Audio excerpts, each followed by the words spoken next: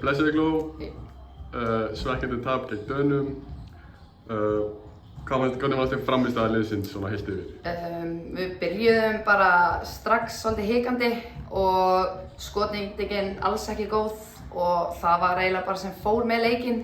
Strax í byrjun var staðan 12-0 og en komumst svona aðeins tilbaka en þessi 10 stig héldu sér svona út allan leikinn. Þannig að já, það var eiginlega bara svona skotnýtingin og vorum að reyna allt og erfiða hluti. Hvernig, þú veist, vissu alveg að þessi númer 15 í danska liðinu væri að fara að vera vandamál eða? Já, það var talað um það fyrir leik. Við áttum að taka flótir yfir hana og við erum ekki að reyna að fara inn í hana. En það var það sem við reyndum alltaf. Við fórum alltaf of nálægt og hún blokkaði okkur í hvert skipti. Þannig að, já, við vissum alveg af henni.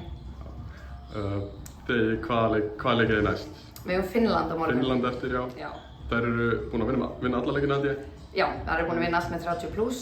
Þær eru mjög sterkar, spila stífa pressuvörn og við þurfum að vera tilbúnar og skynsamar í þeim leik.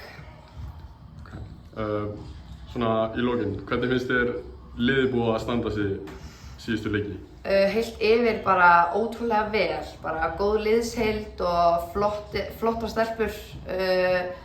Eru með 2 sigra, 2 töp og bara hörkuleikur við Svía. Hörkuleikur í dag, við náðum þessu í 3 stig í 4. Þannig að bara við erum ótrúlega ánægðir þjálfarar en við vitum alveg að þær geta gert betur og við viljum fá meira frá þeim.